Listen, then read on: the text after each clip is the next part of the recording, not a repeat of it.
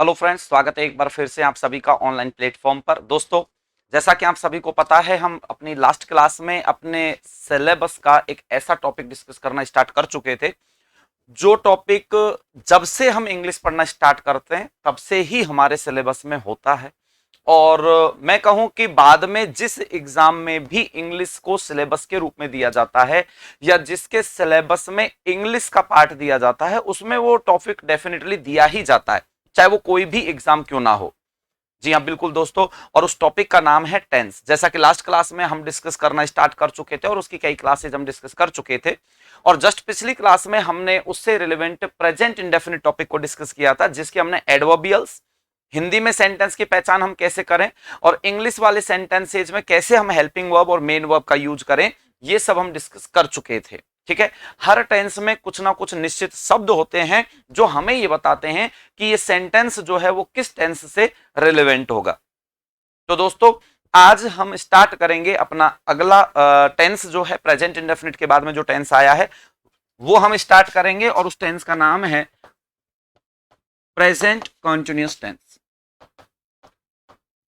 अगर स्टार्टिंग वाली क्लास का एग्जाम्पल हम लें, स्टार्टिंग वाली क्लास का एग्जाम्पल यदि हम लेते हैं तो हमें पता लगता है कि प्रेजेंट इंडेफिनिट टेंस हमने जैसे डिस्कस किया था, उससे पहले मैंने आपको बताया था कि टेंस के नाम में आने वाला हर शब्द उस टेंस में आने वाले हेल्पिंग वर्ब और मेन वर्ब के बारे में हमें बताता है।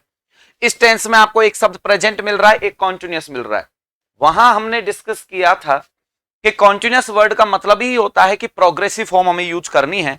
प्रोग्रेसिव फॉर्म का मतलब है ING form of the verb, यानी वर्ब के आईएनजी फॉर्म का प्रयोग हम करेंगे, और प्रेजेंट का मतलब है वर्ब की फर्स्ट फॉर्म का प्रयोग हम करेंगे। Clear concept? यहां तक हमारा कंसेप्ट हमने डिस्कस कर लिया था। अब इस सेंटेंस की हम पहचान कैसे करें? हिंदी सेंटेंस हमें अगर दिया है ट्रांसलेशन के लिए तो पहचान हम कैसे करें, इंग्लिश वाले सेंटेंसेज की पहचान कैसे करें, और जब पहचान हो जाए तो हम सेंटेंस को किस तरीके से फॉर्म करें या उसका निर्माण कैसे करें, कौन सी हेल्पिंग वर्ब आएगी, कौन सी मेन वर्ब आएगी, ये सब हम कंप्लीट करेंगे यहां पर। तो पहले तो मैं आप लोगों को यहां हिंदी सेंटेंस की पहचान का एक तरीका बता देता हूं।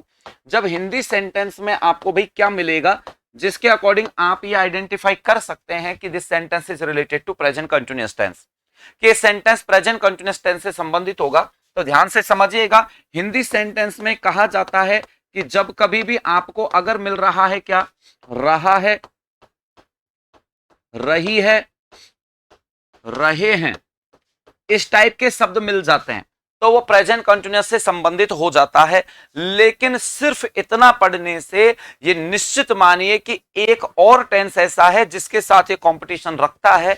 उस टेंस और इस टेंस में आप जरूर कंफ्यूज होंगे, और उस टेंस का नाम है प्रेजेंट परफेक्ट कंटिन्यूअस। तो बेटर है कि हम इस टेंस को इस तरीके से डिस्कस करें कि हमें कोई भी सेंटेंस दिया जाए उसमें हम देखते ही पहचान लें कि ये प्रेजेंट कंटिन्यूअस से संबंधित है और कोई टेंस इसमें हो ही नहीं सकता। तो दोस्तों ध्यान रखिएगा, जब कभी किसी सेंटेंस में आपको रहा है, रही है, रहे हैं जैसे शब्द मिलेगा, लेकिन उसमें आपको क्या नहीं मिलेगा, without the time of the starting of the action, यानी कार्य के शुरू होने का समय नहीं मिलेगा आपको। आपको यह पता नहीं लगेगा कि कार्य शुरू कब हुआ। ऐसा नहीं है कि समय नहीं मिलेगा, समय तो मिलेगा, लेकिन वो समय नहीं मिलेगा जिस समय कार्य स्टार्ट हुआ, यह पता नहीं लगेगा हमें। अब समय तो मिल सकता है, जैसे कि टुडे मिल जाए, इसमें नाउ मिल जाए, नावाडेज मिल जाए, ऐसे समय सूचक शब्द तो मिल जाएंगे, लेकिन इसमें ऐसे शब्द नहीं मिलेंगे जो हमें यह बताएं कि यह कार्य इस समय पर स्टार्ट हुआ है। तो उसके अकॉर्डिंग अगर हम बात करें तो फिर ध्यान रखिएगा, जब ऐसा होता है कि आपको रहा है, रही है, रहे हैं तो मिल रहा है, लेकिन उसके साथ कार्य के शुरू होने का समय नहीं मिल रहा है, my dear, that sentence must be related to present continuous tense. तो वो सेंटेंस प्रेजेंट कंटिन्यूअस टेंस से संबंधित माना जाएगा, ये ध्यान रखिएगा। अब बात आती है कि इंग्लिश सेंटेंसेज में पहचान करने का तरीका हमारे पास क्या है। तो जैसे कि कुछ वर्ड्स हमने प्रेजेंट इंडेफिनिट में भी लिखे थे, वैसे ही कुछ शब्द इसके साथ भी रहते हैं। कौन कौन से शब्द हैं, ध्यान रखिएगा। आपको अगर सेंटेंस में स्टिल मिल जाए, या फिर नाउ मिल जाए, या फिर नाउ डेज मिल जाए, ठीक है, या फिर टू प्लस टाइम मिल जाए, जैसे आप पढ़ते आते हैं ना कि जैसे टुडे मिल जाए, तो माय डियर टुडे का मतलब क्या है, टू प्लस टाइम। डे शब्द लग रहा है जो कि समय सूचक शब्द है, टाइम। अब हमारे दिमाग में तो एक ही बात रहती है कि टुडे आ जाए, जबकि माय डियर टू अलग शब्द है, डे अलग शब्द है, इन दोनों के कॉम्बिनेशन से एक शब्द बनाया गया टुडे। तो इसी प्रकार से टू प्लस नाइट जोड़कर भी टू नाइट शब्द बनता है, जो हम यूज करते हैं कई बार। ठीक है, तो टू नाइट जब यूज करेंगे तो भी वो प्रेजेंट कंटिन्यूअस से ही संबंधित होगा, टुडे जब यूज करेंगे तो भी प्रेजेंट कंटिन्यूअस से ही संबंधित होगा। और अगर मान लीजिए आपको मिल जाए एट दिस टाइम मिल जाए, या फिर आपको इन दीज प्लस टाइम मिल जाए, तो माय डियर वो सेंटेंस आपका संबंधित होगा किससे, प्रेजेंट कंटिन्यूअस टेंस से संबंधित होगा। यह आपको विशेष ध्यान रखना है। Clear concept. तो इनमें से कोई भी शब्द अगर आपको मिलता है तो माय डियर उस सेंटेंस को आप प्रेजेंट कंटिन्यूअस से रिलेट मान सकते हैं, अगर सेंटेंस अलाउ करता है तो।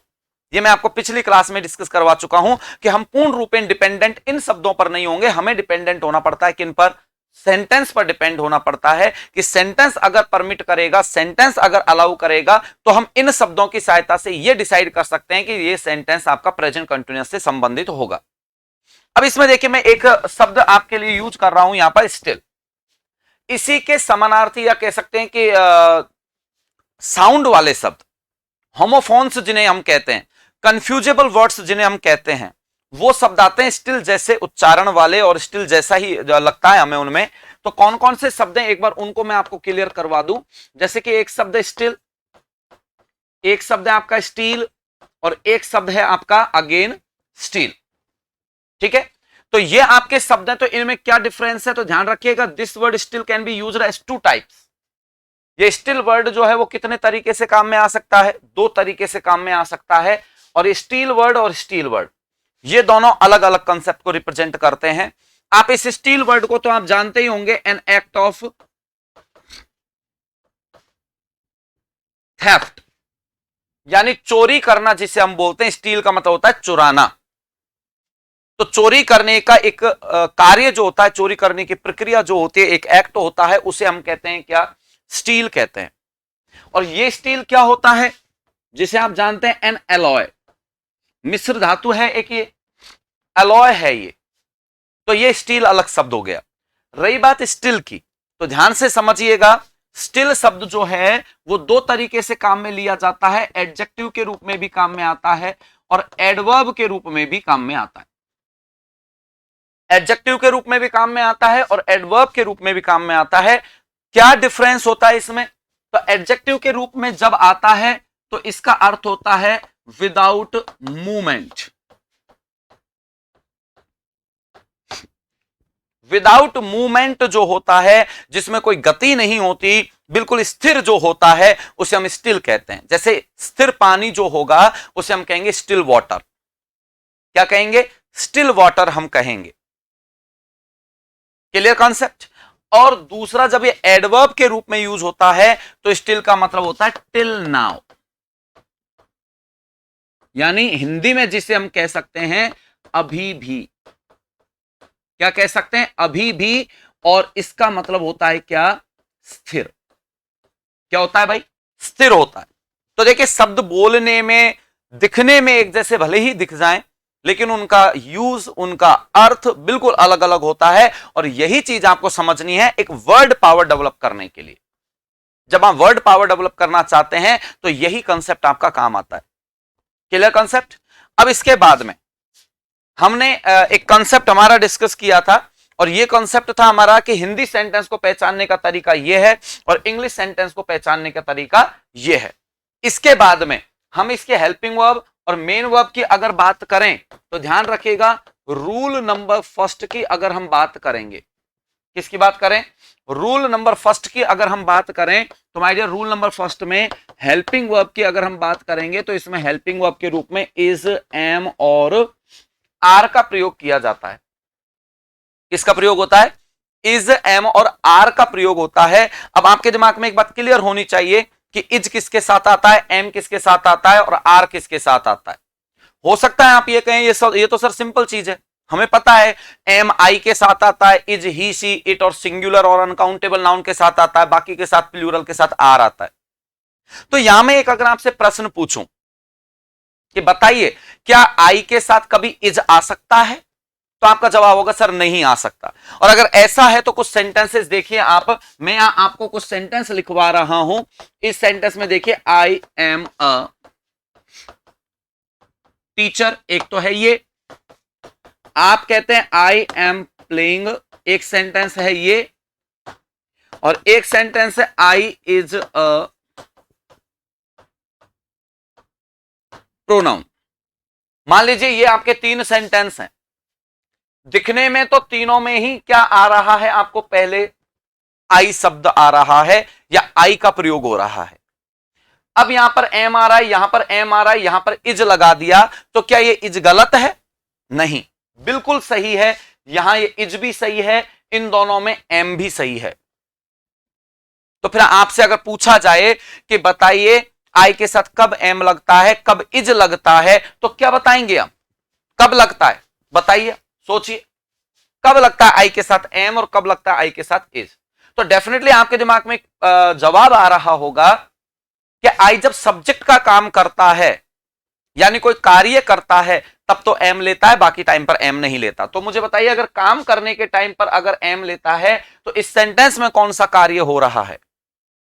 कार्य बताने वाली क्या कोई वर्ब यहां दी जा रही है? नहीं दी जा रही, फिर भी एम आ रहा है। तो कारण क्या है? प्रॉपर कारण समझिएगा आप, एक बात ध्यान रखिएगा कि आई का प्रयोग माय डियर जब कभी भी सेंटेंस में किया जाए, किसके रूप में? स्पीकर के रूप में किया जाए, तब ये अपने साथ लेता है एम, और इसे सिर्फ एक वर्ड के रूप में रिप्रेजेंट किया जाए, किसके रूप में? एक वर्ड के रूप में इसको यूज किया जाए, तो ये अपने साथ लेता है क्या? इज। और ये आई ही क्यों? अगर वर्ड के रूप में तो आप दे का, यू का, किसी का भी प्रयोग करेंगे, तो उस कंडीशन में वो अपने साथ इज का ही प्रयोग करते हैं। ये आप देख लीजिए अच्छे प्रकार से। क्लियर है कंसेप्ट? तो यहां ध्यान रखिएगा कि किस तरीके से आपको वास्तविक रूप से इंग्लिश को एक तरीके से आत्मसात करना है या किस तरीके से सीखना है। सिर्फ एक वो पुराना डर्रा जो चला आ रहा है लकीर के फकीर बनने का, वो हम अप्लाई नहीं कर सकते। हमें यहां हर पॉइंट पर ध्यान देना होता है, क्योंकि एग्जाम में पता नहीं किस छोटे से छोटे कॉन्सेप्ट से प्रश्न पूछ ले और हम उस समय पर उसे एक सिंपल क्वेश्चन जानकर ओवर कॉन्फिडेंस में आके और प्रश्न को गलत कर देते हैं। तो इस चीज को विशेष ध्यान से समझिएगा। अब बात करते हैं कि रूल नंबर फर्स्ट कह रहा है कि in this tense we use is am are as the helping verb of this tense, यानी इस टेंस में इज एम आर का प्रयोग इसके हेल्पिंग वर्ब के रूप में किया जाता है। तो फिर इसमें मेन वर्ब की जब हम बात करेंगे तो रूल नंबर सेकंड के रूप में हम लिख लेते हैं।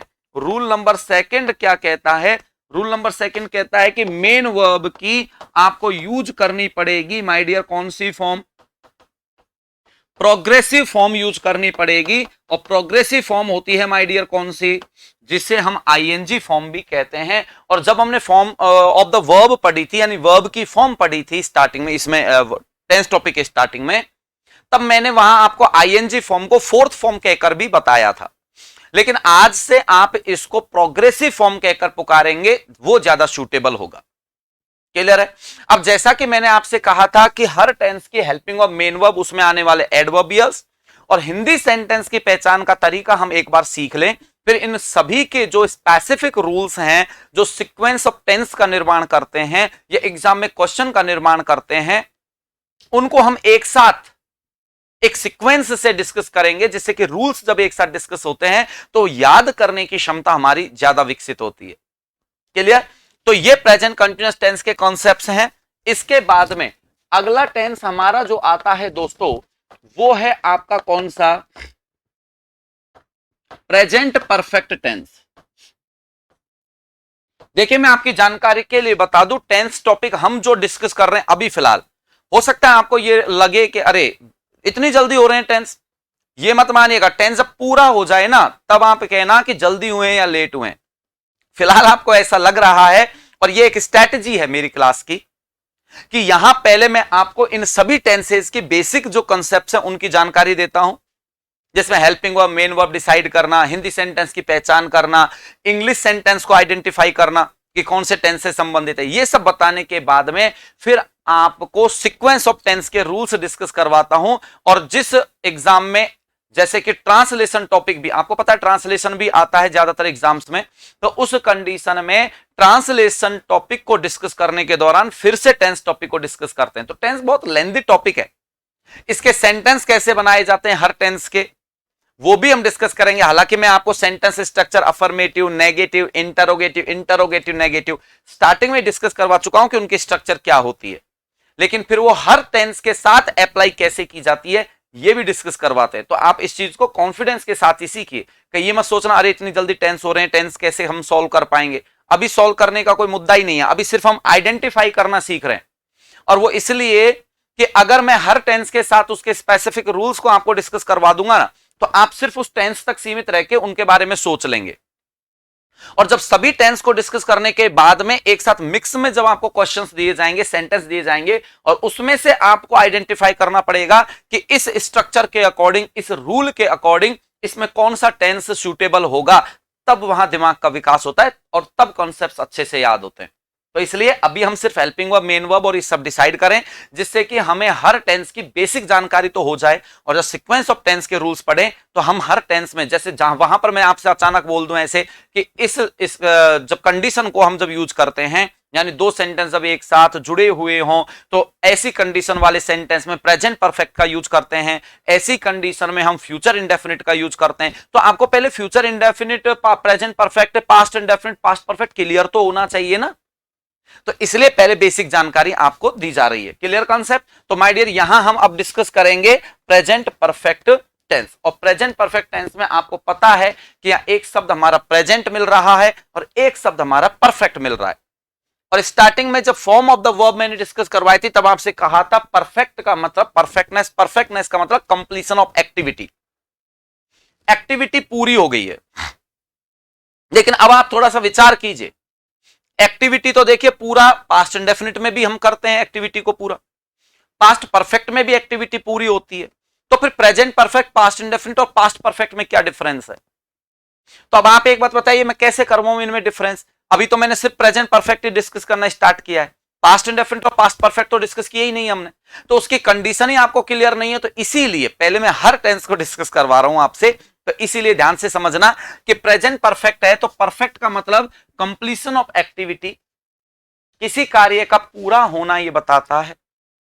और इसके लिए मैंने आपको ये बताया था कि जब कभी किसी टेंस के नाम में परफेक्ट वर्ड मिलता है तो वहां वर्ब की थर्ड फॉर्म का यूज किया जाता है। वर्ब की कौन सी फॉर्म आती है? थर्ड फॉर्म का यूज किया जाता है, ये विशेष ध्यान रखिएगा। और प्रेजेंट आता है तो वर्ब की फर्स्ट फॉर्म यूज करनी ही है हमको। तो इसकी स्ट्रक्चर क्या होगी वो एक बार देख लेते हैं हम। तो देखिए, हिंदी सेंटेंस की पहचान करने का एक परंपरागत तरीका जो चला आ रहा है, माय डियर मैं डेफिनेटली कह सकता हूं कि आपने पढ़ रखा होगा कि जिन हिंदी वाक्यों के अंत में चुका है, चुकी है, चुके हैं आता हो, वो प्रेजेंट परफेक्ट होता है। लेकिन माय डियर मेरा भाई बाजार गया है, इसमें कहां चुका है आया है, और फिर भी ये सेंटेंस आपके प्रेजेंट परफेक्ट को ही इंडिकेट करता है। तो इसका मतलब ये जो छोटा सा कॉन्सेप्ट हमें बताया था, चुका है, चुकी है, ये तो शायद हमारे बहुत छोटे लेवल में जब हमने इंग्लिश पढ़ना स्टार्ट किया था तब का था।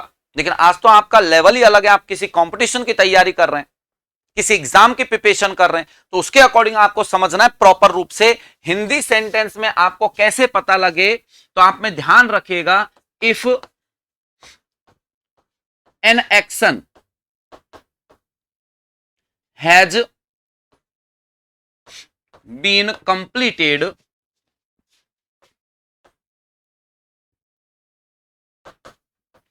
before speaking, यानी बोलने से पहले ही अगर कोई कार्य पूरा हो चुका है या पूरा हो गया है, आपको अपने आप रियलाइज हो जाएगा जब सेंटेंस आपके सामने आएगा कि कार्य बोलने से पहले ही पूरा हो गया या नहीं हुआ। और अगर ऐसा है तो उस कंडीशन में वो प्रेजेंट परफेक्ट होगा। और भी बेहतर तरीका मैंने आपको बता ही रखा है कि अगर आपको किसी भी सेंटेंस में और लगाकर आप समझ सकते हैं, अगर है टाइप शब्द आपको मिल रहे हैं, है type words, with the completion of activity, completion of activity. अगर किसी भी सेंटेंस में आपको है टाइप का शब्द मिल रहा है और उसके साथ आपको यह पता लग रहा है कि आपके द्वारा या उस सेंटेंस में आने वाला कार्य आपके बोलने से पहले ही हो गया, तो 100% वो सेंटेंस प्रेजेंट परफेक्ट से संबंधित होगा। जैसे मैंने अभी 2 एग्जांपल दिए थे, वह खाना खा चुका है, तो है आ गया, और इस सेंटेंस का मतलब क्या निकलता है कि आपके बोलने से पहले कार्य हो गया, यानी आपके बोलने से पहले उसने खाना खा लिया। तो ये आपके है के साथ कार्य के होने की बात जब करते हैं तो माय डियर वो प्रेजेंट परफेक्ट होता है। वह बाजार गया है, तो है आ गया इसमें, और गया है इसका मतलब आपके बोलने से पहले बाजार चला गया या अभी जा रहा है या जाएगा। तो आप ये कहेंगे सर चला गया, भाई कोई बाजार पहले ही चला गया होगा तभी तो हम कहेंगे बाजार गया है। कोई आकर हमसे कहें आपके पापा कहां हैं, आपके भाई कहां हैं, आपका मित्र कहां है, कि बाजार गया है, इसका मतलब आपने जब बोला है उससे पहले ही बाजार जाने का काम हो गया। तो माय डियर है के साथ जब कार्य के होने का बोध होता है तो प्रेजेंट परफेक्ट होता है। मैंने खाना खा लिया है आ गया, और खा लिया मतलब बोलने से पहले ही हो गया काम। This sentence is also related present perfect tense, यानी ये सेंटेंस भी प्रेजेंट परफेक्ट से संबंधित है। तो ध्यान रखिएगा, हिंदी सेंटेंस में सिर्फ आप इतना सीमित नहीं रह सकते कि चुका है, चुकी है, चुके हैं को ही आप परफेक्ट मान ले। परफेक्ट टेंस इसके अलावा में भी और दूसरे तरीके से पता लगाया जाता है, ये विशेष ध्यान रखिएगा। ये आपके हिंदी सेंटेंसेज की पहचान का तरीका है। बात करते हैं हम इंग्लिश सेंटेंसेज की।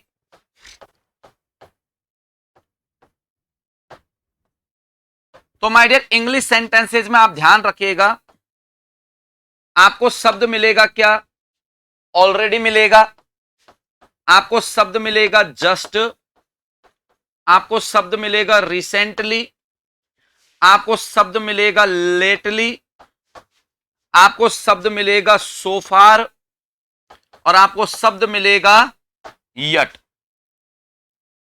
अगर इनमें से कोई भी एक वर्ड आपको सेंटेंस में दिया जा रहा है और सेंटेंस अगर सपोर्ट करता है, सेंटेंस अलाउ करता है, तो माय डियर ये शब्द आपके संबंधित होते हैं किससे, प्रेजेंट परफेक्ट टेंस से संबंधित होते हैं।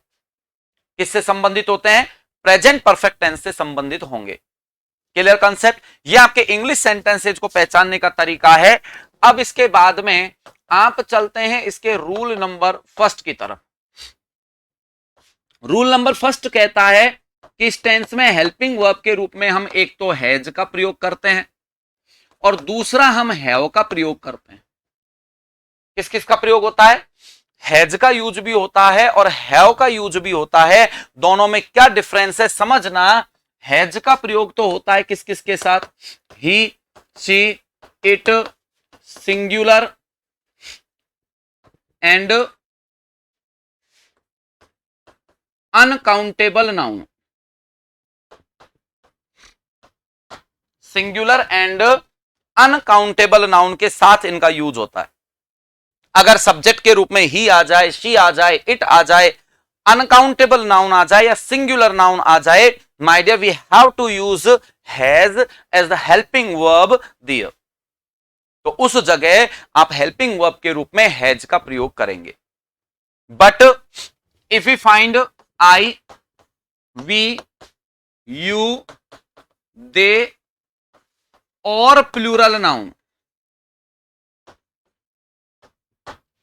अगर आपको सब्जेक्ट के रूप में आई मिल रहा है या फिर वी मिल रहा है या यू मिल रहा है या दे मिल रहा है या कोई प्लूरल नाउन मिल रही है, प्लूरल यूनिट मिल रही है, माय डियर वहां हम हैव का यूज करेंगे हेल्पिंग वर्ब के रूप में। If sentence is related to present perfect tense, अगर सेंटेंस प्रेजेंट परफेक्ट से संबंधित है तो। अब बात आती है फिर मेन वर्ब की। तो इसमें आपके रूल नंबर सेकंड जो है वो रूल नंबर सेकंड कहता है कि इस टेंस में मेन वर्ब की कौन सी फॉर्म आती है, मेन वर्ब की थर्ड फॉर्म काम में आती है। भाई क्यों आती है थर्ड फॉर्म काम में, क्योंकि टेंस का नाम ही आपका क्या लिखा आपने, प्रेजेंट परफेक्ट टेंस। और परफेक्टनेस को कौन सी फॉर्म बताती है आपकी, थर्ड फॉर्म बताती है। So we have to use third form of the verb in this tense, इसलिए हम इस टेंस में थर्ड फॉर्म का प्रयोग करते हैं। क्लियर है, यह है आपका प्रेजेंट परफेक्ट टेंस। इसके बाद अगले टेंस की चर्चा अगर हम करें तो अगला टेंस होता है आपका कौन सा, प्रेजेंट परफेक्ट कॉन्टिन्यूअस टेंस। कौन सा है, प्रेजेंट परफेक्ट कॉन्टिन्यूअस टेंस है, यह आपको ध्यान रखना है। अब इस टेंस में आपको एक शब्द मिल रहा है कॉन्टिन्यूअस, यानी वर्ब की प्रोग्रेसिव फॉर्म यूज करनी है। शब्द मिल रहा है परफेक्ट, यानी वर्ब की थर्ड फॉर्म भी लगानी है। और वर्ड मिल रहा है प्रेजेंट, इसका मतलब है वर्ब की फर्स्ट फॉर्म भी लगानी है। अब ये कैसे पॉसिबल है, तो इसका तरीका मैं आपको बता दूं। पहले वही कंसेप्ट होगा हमारा कि हिंदी सेंटेंस में पहचान करने का तरीका क्या है, ये हम देख लेते हैं। तो हिंदी सेंटेंस को कैसे पहचाने, तो आप ध्यान रखिएगा, अगर किसी भी वाक्य में आपको रहा है या फिर रही है या फिर रहे हैं दिया जाए, लेकिन ये प्रेजेंट कंटिन्यूअस से कैसे अलग होगा, तो प्रेजेंट कंटिन्यूअस में माय डियर अभी अभी हमने डिस्कस किया था कि प्रेजेंट कंटिन्यूअस में भी रहा है, रही है, रहे हैं तो मिलता है, लेकिन उनके साथ कार्य के शुरू होने का समय नहीं मिलता। कार्य के शुरू होने का समय नहीं मिलता, और कार्य के शुरू होने का समय उसमें नहीं मिलता तो कहां मिलता है, प्रेजेंट परफेक्ट कंटिन्यूअस में मिलता है। तो माय डियर अब इसमें हम क्या लिख लेंगे, with the time of the starting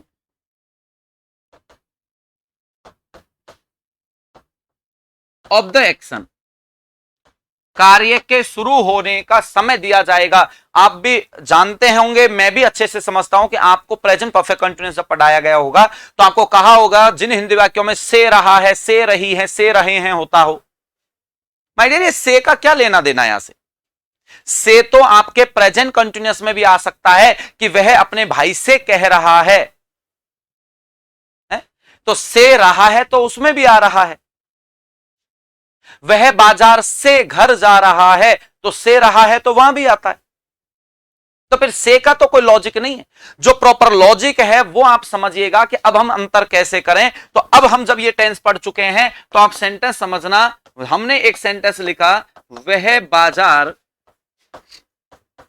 जा रहा है, एक सेंटेंस ये है। एक सेंटेंस है, वह आज बाजार जा रहा है, वह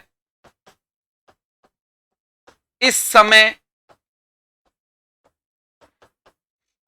बाजार जा रहा है। और एक आप लिखें, वह सोमवार से बाजार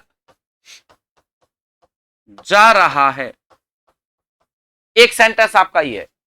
अब मैंने 4 सेंटेंसेज लिखे हैं। इन 4 सेंटेंसेज में से आपको यह आइडेंटिफाई करना है कि कौन सा सेंटेंस कौन से टेंस को रिप्रेजेंट कर रहा है। चारों ही सेंटेंसेज में आपको समय सूचक शब्द दिया गया है। जैसे कि इसमें चलो नहीं दिया हुआ है, इसमें आज दे रखा है, इसमें इस समय दे रखा है, इसमें सोमवार दे रखा है। तो समय का आना आपको प्रेजेंट कंटिन्यूअस और प्रेजेंट परफेक्ट कंटिन्यूअस में डिफरेंस नहीं करवाएगा। आप तो ये देखिएगा जो हमने बेसिक कंसेप्ट, वास्तविक कंसेप्ट जो डिस्कस किया है कि कार्य के शुरू होने का समय जब नहीं होगा अगर, तब तो है प्रेजेंट कंटिन्यूअस, और कार्य के शुरू होने का समय होगा तो होगा आपका प्रेजेंट परफेक्ट कंटिन्यूअस। क्लियर? अब अगर इस सेंटेंसेज की बात हम करते हैं तो इन सेंटेंसेज में देखना, पहला सेंटेंस है वह बाजार जा रहा है। अब जरा मुझे बताना, वह बाजार जा रहा है तो इसमें कोई समय सूचक शब्द भी नहीं है और कार्य के शुरू होने का समय तो है ही नहीं, फिर समय सूचक शब्द ही नहीं है जब तो इसका मतलब फिर भी रहा है, आ रहा है। तो इसका मतलब my dear this sentence is related to present continuous tense. किससे संबंधित है? प्रेजेंट कंटिन्यूअस टेंस से संबंधित है, यह आप ध्यान रखिएगा। And next sentence, time has been given और time is being given in this sentence. इस सेंटेंस में टाइम दिया गया है, टाइम दिया जा रहा है, उससे कोई फर्क नहीं पड़ता। आप तो ये मुझे बताइएगा, जो ये समय सूचक शब्द दे रखा है, ये कार्य के शुरू होने का समय बता रहा है क्या? उसने सिर्फ कह दिया आज बाजार जा रहा है, लेकिन बाजार जाने का काम कब शुरू किया ये पता है क्या? एक फिक्स वो टाइम है क्या आपके पास? नहीं है। तो माय डियर, समय सूचक शब्द होने के बावजूद कार्य के शुरू होने का समय हमारे पास नहीं है। So this sentence is also related to present continuous tense. ये भी किससे संबंधित है? प्रेजेंट कॉन्टिन्यूअस से संबंधित है। फिर आता है नेक्स्ट कॉन्सेप्ट आपका, वह इस समय बाजार जा रहा है। इसकी बात यदि हम करते हैं, वह इस समय बाजार जा रहा है, तो इसमें भी समय सूचक शब्द इस समय है, लेकिन यह कार्य के शुरू होने का समय नहीं है। कार्य के शुरू होने का समय नहीं है, और कार्य के शुरू होने का समय नहीं है, तो माय डियर ये भी आपका प्रेजेंट कॉन्टिन्यूअस से ही संबंधित होगा। लेकिन अगले सेंटेंस में कहते हैं वह सोमवार से बाजार जा रहा है। अब इसमें कार्य शुरू होने का समय है या नहीं है बताइए। मैं आपसे पूछूं, बताओ उसने कार्य शुरू करना कब शुरू किया, या कार्य कब शुरू हुआ ये बताइए आप। तो आप कहेंगे सर सोमवार से। अब आपने बता दिया, तो कार्य के शुरू होने का समय दिया जा रहा है, सो माय डियर, और रहा है आ ही रहा है। तो इसका मतलब है ये सेंटेंस आपका प्रेजेंट परफेक्ट कॉन्टिन्यूअस टेंस से संबंधित माना जाएगा। यह है आपके पहचान करने का तरीका। कार्य के शुरू होने का समय मिलता है या नहीं मिलता है, यह कॉन्सेप्ट डिफरेंस करवाएगा आपसे present continuous and present perfect continuous tense में। क्लियर कॉन्सेप्ट यहां तक? तो यह हिंदी सेंटेंस की पहचान करने का तरीका है। अब अगर हम बात करें इंग्लिश सेंटेंसेज में पहचान करने का तरीका, तो बड़ा इजी भी है ये, और अगर मैं कहूं तो बहुत कठिन भी है ये। कठिन क्यों है? क्योंकि सीक्वेंस ऑफ टेंस के रूल्स को क्या करता है, फॉलो करता है। ये यहां पर सीक्वेंस ऑफ टेंस का रूल बनता है, क्योंकि यहां जो मैं एक शब्द लिखवाने वाला हूं आपको इंग्लिश सेंटेंस में पहचान करने का तरीका, वो सिर्फ इससे संबंधित नहीं है, वो और भी टेंसेस से संबंधित है, लेकिन फिर भी लिखते हुए तो हमें चलना ही है। इंग्लिश सेंटेंस में पहचान करने का तरीका क्या है माय डियर? अगर किसी वाक्य में सिंस या फॉर के साथ समय सूचक शब्द दे रखा है, my dear that sentence may be related to present perfect continuous. May be होगा, कंफर्म जरूरी नहीं है। ये हमें सीक्वेंस ऑफ टेंस के रूल्स बताएंगे। मैं आपकी जानकारी के लिए बता दूं, मोटे मोटे तौर पर 3 टेंस तो आपने पढ़ ही रखे होंगे जिनके अंदर सिंस फॉर प्लस टाइम मिलता है, और वो कौन कौन से टेंस हैं? Present perfect continuous, past perfect continuous and future perfect continuous. ये 3 तो आपने पढ़ ही रखे होंगे। मैं आपकी जानकारी के लिए बता दूं, जिससे कि सीक्वेंस ऑफ टेंस के टाइम पर आप थोड़ा कंसंट्रेट होकर और फिर पढ़ाई करें। माय डियर मैं बता दूं, सिंस फॉर प्लस टाइम आपके सिर्फ 1 2 3 टेंस तक सीमित नहीं है, यह आपके 6 टेंसेज में आ सकता है। 6 टेंसेस हैं जिनमें आप इसका प्रयोग कर सकते हो। 3 तो मैंने गिनवा ही दिया आपको, present perfect continuous, past perfect continuous and future perfect continuous. तो बाकी 3 कौन से हैं? एक है प्रेजेंट परफेक्ट, एक है पास्ट इंडेफिनिट और एक है पास्ट परफेक्ट। ये 3 टेंस और हैं जिनमें सिंस फॉर प्लस टाइम का यूज हो सकता है। तो कैसे डिसाइड करेंगे? यही तो हमारा सीक्वेंस ऑफ टेंस का रूल है। तो इसीलिए हम एक बार बेसिक जानकारी, अब मुझे बताइए कि सिंस फॉर प्लस टाइम मैंने कह दिया कि इतने टेंस में आता है, लेकिन जब तक सारे टेंसेज की बेसिक जानकारी नहीं होगी तब तक हम इस पॉइंट को कैसे सीक्वेंस ऑफ टेंस के को डिस्कस कर सकते हैं? तो इसके लिए जरूरी है पहले हम बेसिक चीजें ही क्लियर करते चलें। ये इंग्लिश सेंटेंस की पहचान करने का तरीका है। अब इसमें भी मैं आपको बता दूं, सिंपल तौर पर तो मैं बता दूं अभी, फिर डिटेल में डिस्कस करके बताऊंगा कि सिंस जो है वो लगाया जाता है किसके साथ? डेफिनिट टाइम के साथ लगाया जाता है, या फिर जिसे हम कहते हैं फिक्स टाइम कहते हैं, या फिर जिसे हम कहते हैं पॉइंट ऑफ टाइम। क्या कहते हैं भाई? पॉइंट ऑफ टाइम कहा जाता है। क्लियर है? जबकि फॉर का प्रयोग जो होता है वो होता है किसके साथ? इंडेफिनिट टाइम के साथ, या फिर जिसे हम कह दें क्या, पीरियड ऑफ टाइम कह दें। क्या कह दें? पीरियड ऑफ टाइम कह दें। उसके साथ हम क्या लगाएंगे? फॉर का प्रयोग करेंगे। लेकिन ये पीरियड ऑफ टाइम और पॉइंट ऑफ टाइम में डिफरेंस कैसे करें? ये तो सिर्फ आपको एक रूल बता दिया, तो रूल से क्या लेना देना, हमें तो सेंटेंस में अप्लाई करना भी तो आना चाहिए ना वो रूल। तो इसलिए point of time and period of time में डेफिनेट टाइम और इंडेफिनिट टाइम में क्या डिफरेंस है, ये भी हम डिस्कस करेंगे। इससे पहले मैं आपको डिस्कस करवा दूं rule number first, helping verb से संबंधित है, और हेल्पिंग वर्ब इसकी होती हैं आपके हैज और हैव, और हैज हैव के बाद में रूल नंबर सेकंड कहता है कि been is used for perfectness. Tense के नाम में शब्द जुड़ रहा है ना परफेक्ट, और मैंने आपको बताया था कि परफेक्ट वर्ड जहां भी मिलता है वहां वर्ब की कौन सी फॉर्म लगती है, थर्ड फॉर्म। तो हमने इस थर्ड फॉर्म को, क्योंकि बीन किसकी थर्ड फॉर्म है, बी की थर्ड फॉर्म है, और बी की थर्ड फॉर्म के रूप में बीन का प्रयोग हमने किया। किस लिए किया, किसको रिप्रेजेंट करने के लिए किया, परफेक्टनेस को रिप्रेजेंट करने के लिए किया। Clear concept. इसके बाद में आता है आपका rule number third. Rule number third कहता है कि मेन वर्ब की आती है कौन सी फॉर्म, प्रोग्रेसिव फॉर्म आती है। माय डियर, प्रोग्रेसिव फॉर्म बोले तो आईएनजी फॉर्म होती है, जो हम डिस्कस कर रहे हैं बार बार। तो यहां प्रोग्रेसिव फॉर्म क्यों यूज करते हैं, बिकॉज इन दिस टेंस और in the name of this tense we can find the word continuous. इस टेंस के नाम में हमें एक शब्द मिलता है, कौन सा शब्द, कॉन्टिन्यूअस शब्द मिलता है। कौन सा शब्द मिलता है, कॉन्टिन्यूअस, और कॉन्टिन्यूअस के लिए तो प्रोग्रेसिव फॉर्म आती ही है। तो माय डियर, ये आपका प्रेजेंट परफेक्ट कंटीन्यूअस का बेसिक कॉन्सेप्ट है, जिसके आधार पर आगे जब कभी भी मैं अब आपसे बोलूं कि प्रेजेंट परफेक्ट कंटीन्यूअस टेंस आता है, तो आपके दिमाग में सारे कॉन्सेप्ट क्लियर हो जाएंगे कि अच्छा इसका मतलब है कि has have helping verb, been लगेगा वहां पर, और फिर वर्ब की प्रोग्रेसिव फॉर्म लगेगी, साथ में सिंस फोर में से किसी एक का प्रयोग करते हुए टाइम लगेगा। ये प्रेजेंट परफेक्ट कंटीन्यूअस की स्ट्रक्चर है। Clear concept. तो इसके साथ आपका प्रेजेंट टेंस के चारों प्रेजेंट टेंस जो हैं उनका कॉन्सेप्ट क्लियर हुआ। अब प्रेजेंट के चारों टेंस जो हैं इनकी कंपेरेटिवली आप स्टडी करेंगे, क्योंकि सबके अंदर एक कॉमन वर्ड मिलता है, हिंदी में है।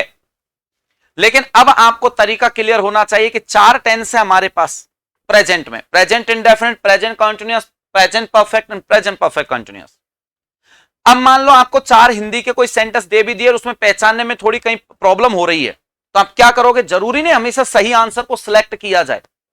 कई बार सही आंसर तक हम गलत आंसर्स को एलिमिनेट करके, यानी उन्हें हटा हटा कर भी पहुंच सकते हैं कि नहीं ये तो नहीं हो सकता, ये नहीं हो सकता। कैसे, क्या आपको पता है प्रेजेंट के चार हैं जिनमें से दो तो कंटीन्यूअस ही हैं, present continuous and present perfect continuous, जिनके अंत में रहा है, रही है, रहे हैं मिलेगा। तो बच्चे अब आपके रहा है रही है वाले तो परफेक्ट हो ही नहीं सकते, तो वो तो हट गए आपके दो। अब बच्चे सिर्फ दो टेंस कंपटीशन में, present indefinite and present perfect.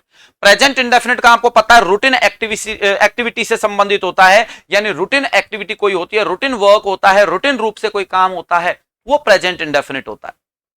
वो भी हट गया तो बचा हुआ किस में, प्रेजेंट परफेक्ट में है। Concept clear. तो इसके आधार पर हम कह सकते हैं कि हम इजीली टेंस को क्या कर लेंगे, पहचान लेंगे। लेकिन फिर भी इसके रूल्स, इसके helping verb, main verb, adverbials जो लिखवाए हैं वो आप अच्छे से याद करेंगे, और याद करने के बाद में जिससे कि हम पास्ट के टेंस जो कंप्लीट हैं वो आपके चारों टेंस जो हैं, चारों पार्ट जो हैं, सब कैटेगरी जो हैं उन्हें कंप्लीट कर लें। ठीक है, और उसे कंप्लीट करवाऊंगा मैं अगले वीडियो में, अगली क्लास में। आज के लिए इतना ही पर्याप्त है। इन्हें रिवाइज कीजिएगा, आराम से इसे कंप्लीट कीजिएगा, जिससे कि अगले टेंस और फिर सीक्वेंस ऑफ टेंस में आपको किसी तरह की कोई दिक्कत नहीं हो। ओके, मिलते हैं अगली क्लास में आपसे। Thanks a lot.